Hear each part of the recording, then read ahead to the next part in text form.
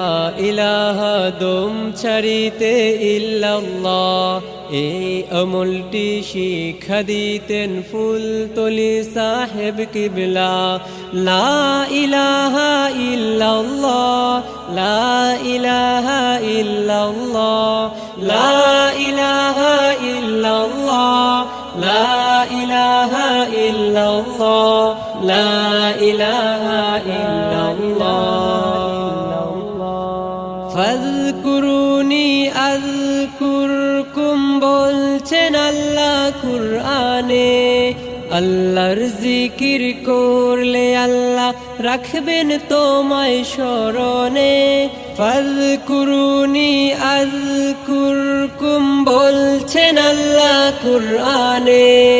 আল্লাহর জিকির করলে আল্লাহ রাখবেন তোমায় স্মরণে।